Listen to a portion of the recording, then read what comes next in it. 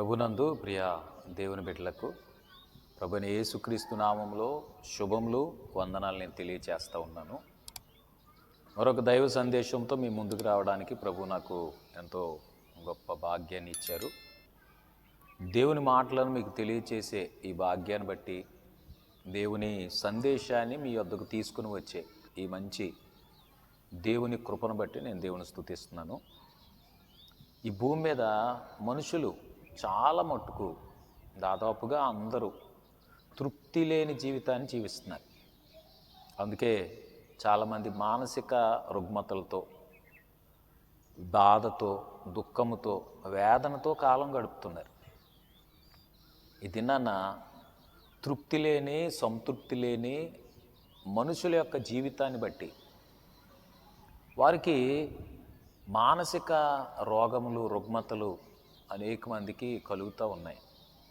కానీ దేవుని బిడ్డలు ఇలాంటి వ్యాధుల నుండి, ఇలాంటి వ్యధల నుండి, ఇలాంటి బాధల నుండి విడుదల పొంది వారు తృప్తిగాను, సంతృప్తిగాను బ్రతకటానికి దేవుని వాక్యంలో అనేకమైన సంగతులు ప్రభువు మన కొరకు రాయించి పెట్టారు.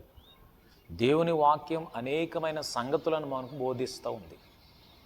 ఈ దినం కొన్ని మాటలు నేను మీతో చెప్పటానికి, కొన్ని సంగతులు మీతో తెలియచేయటానికి యోవేలు గ్రంథం 2వ అధ్యాయం మీరు 23 నుంచి 26 వచనాలు మీరు చదివి చూస్తే ఆయన మాట్లాడుతున్న మాట ఏంటనంటే, మీరు కడుపార తిని తృప్తి పొంది మీ కొరకు వింత కార్యములను జరిగించిన మీ దేవుడైన యెహోవా నామమును స్తుతించేటట్టు మీ కొరకు ఆయన గొప్ప కార్యాలు చేస్తామని చెప్తున్నారు.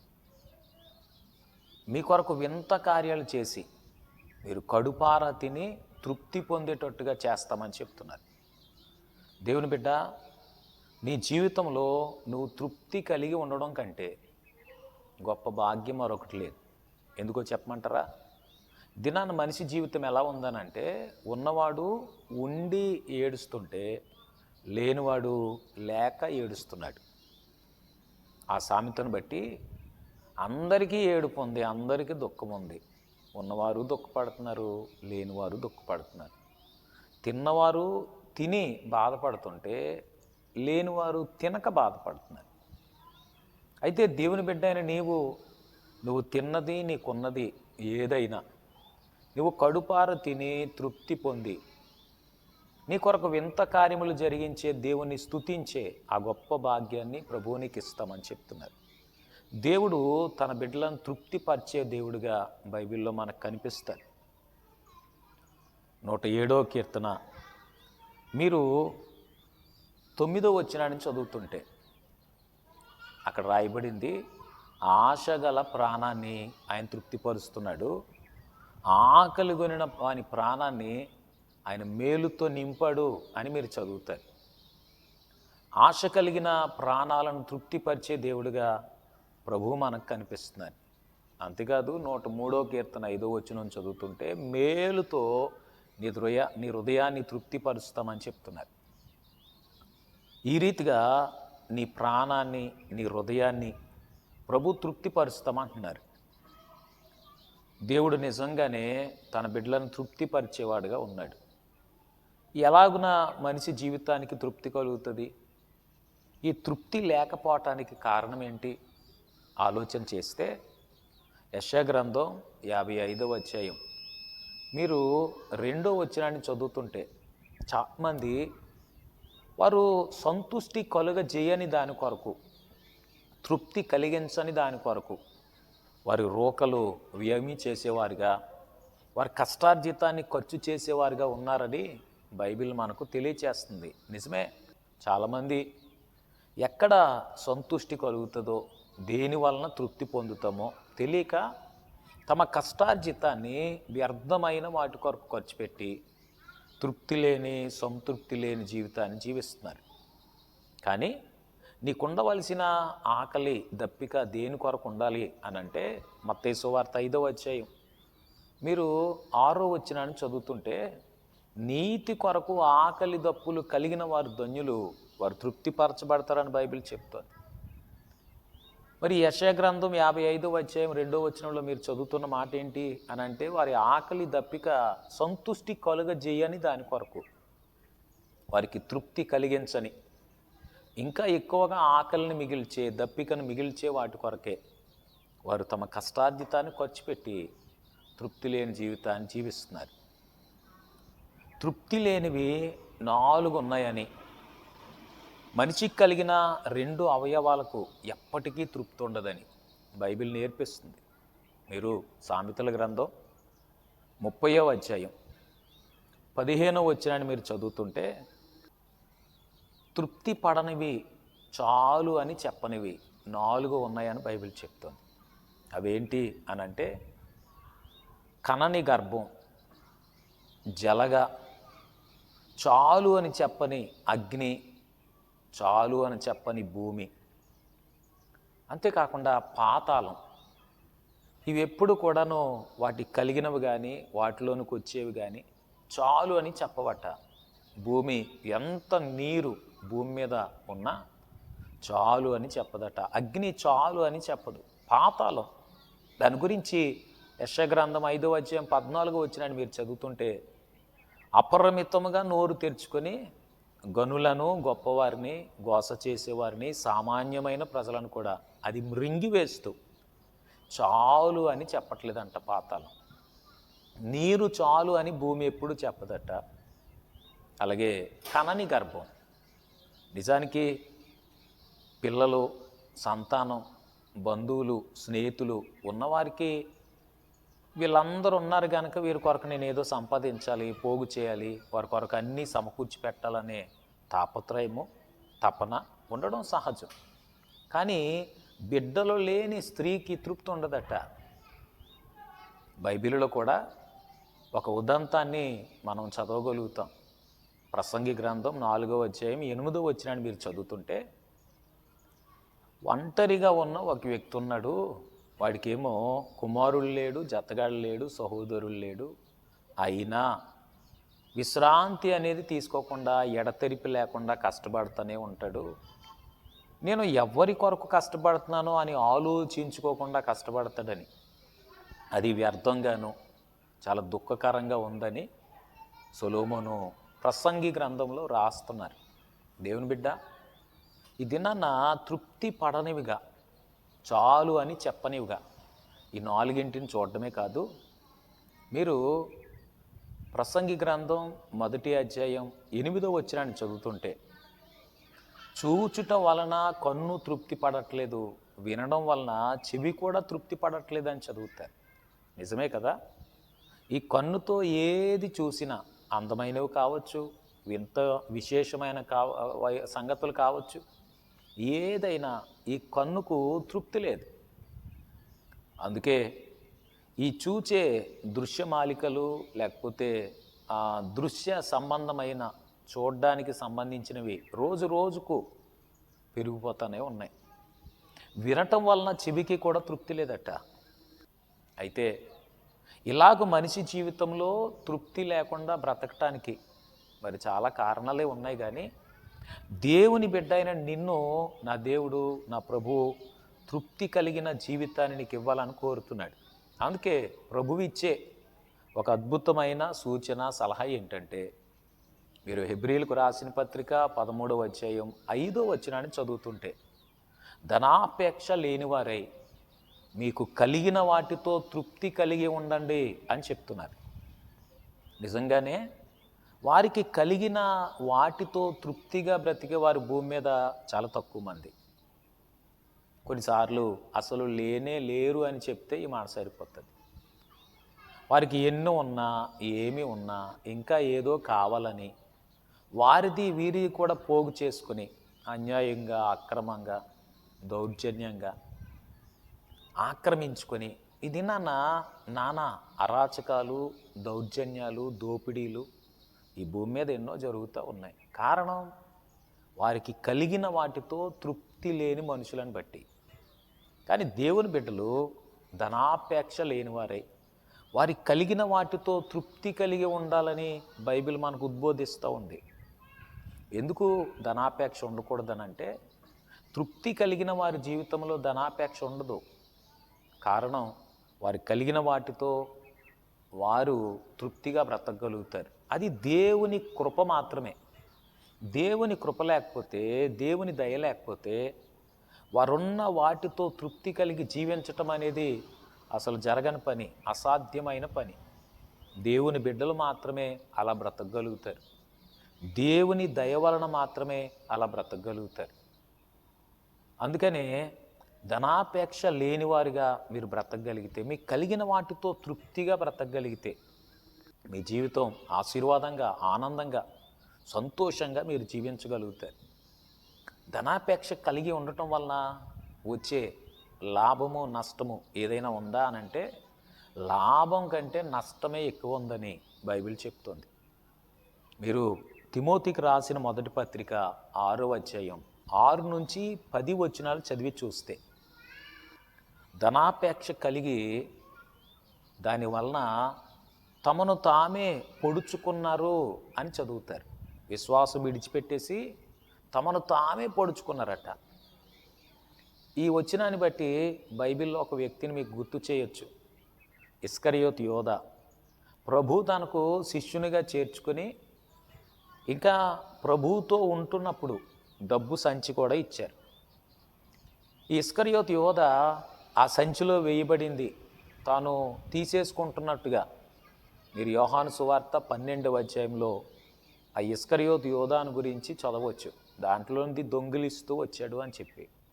అది చాలదన్నట్టు యేసు ప్రభువును 30 వెండి నాణెములకు అమ్మివేసి దానిని ఏం చేసుకోవాలో తెలియక యేసు ప్రభు సిలువకు అప్పగించబడిన తర్వాత ఆ ప్రధాన యాజకులు, శాస్త్రులు, పరిసయ్యుల దగ్గరకు వచ్చి, పెద్దల వద్దకు వచ్చి, నేను నిరపరాధ రక్తాన్ని అప్పగించానని పశ్చాత్తాపడి వారికి ఆ ధనాన్ని ఇచ్చివేయగోరినప్పుడు వారు అన్నారు, దాంతో మాకేం పని, నువ్వే చూసుకో, మాకు తెలియదు అని చెప్తే ఆ ధనాన్ని దేవాలయంలో విసిరేసి వెళ్ళి ఉరి పెట్టుకొని చనిపోయాడంట. ధనాపేక్ష వలన నష్టమే కానీ లాభం కొంచెం కూడా కనిపించదు. అందుకే దేవుని బిడ్డలు వారు ఆశీర్వాదకరమైన, ఆనందమయమైన జీవితం జీవించాలంటే కలిగిన వాటితో తృప్తి పొంది ఉండాలి.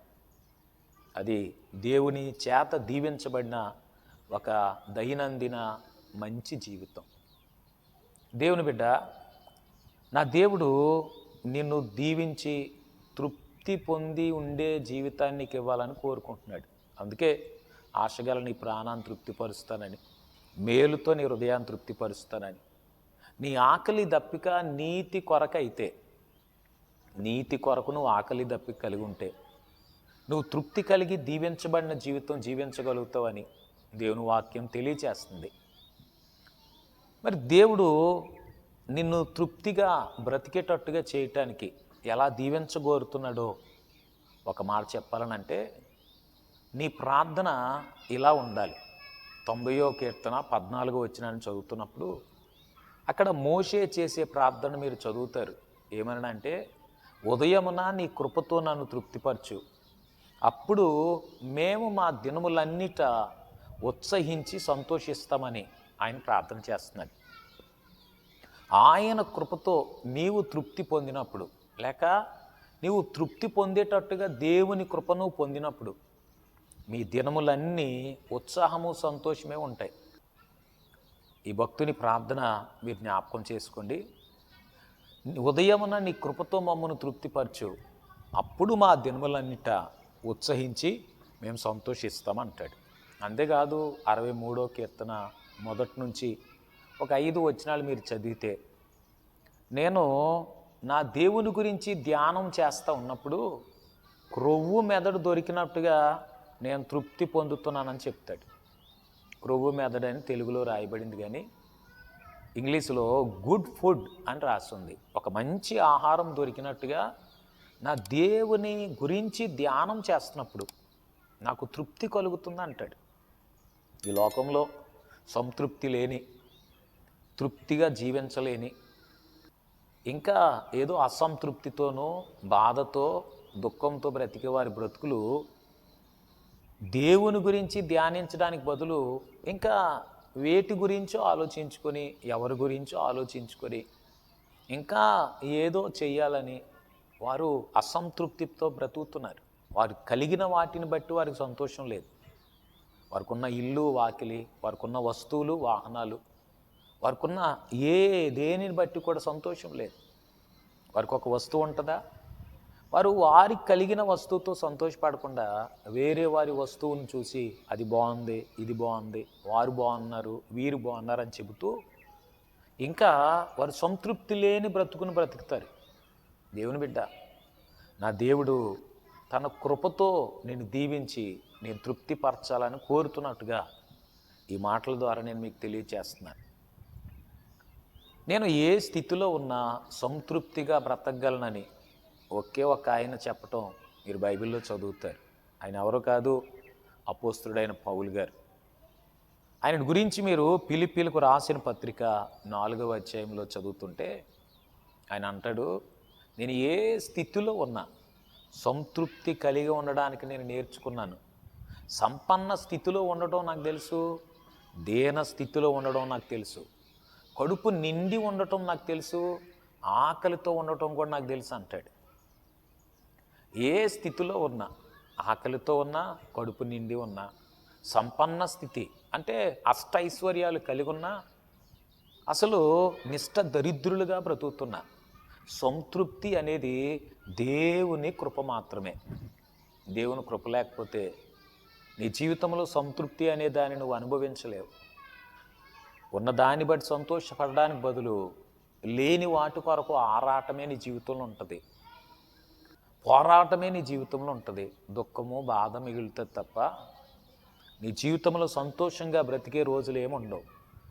దేవుడు తన కృపతో నిన్ను నింపి తృప్తి కలిగిన ఆయన దీవెన, ఆశీర్వాదం నీకు ఇస్తే, తృప్తి కలిగి జీవించేటట్టుగా ప్రభువు నిన్ను దీవిస్తే నీ దినములన్నీ ఉత్సాహంగాను సంతోషంగాను బ్రతకగలుగుతావు. అందుకే ప్రభువుని అడగండి. సామెతల గ్రంథం 30వ అధ్యాయంలో ఒక భక్తుడు ప్రార్థన చేస్తూ అంటాడు, అయ్యా నాకు తగినంత ఆహారం దయచే, నాకు తగిన పరిస్థితులు దయచే. ఎక్కువైతే నేను నిన్ను దూషిస్తానేమో, అలా తక్కువైతే దొంగిలి నీకు అవమానాన్ని తీసుకొని వస్తారేమో, నాకు తగినంత దయచే అని ఆ భక్తుడు ప్రార్థన చేస్తాడు. ఈ రోజుల్లో తగినంత ఉంటే చాలు, నాకు ఇది చాలు, నాకు ఈ పరిస్థితి చాలు అని చెప్పేవారు మీరు విన్నవారు కానీ, మీరు చూసిన వారు కానీ, మీకు తెలిసిన వారిలో ఎంతమందిలోనైనా ఒక్కరైనా కనిపిస్తారా?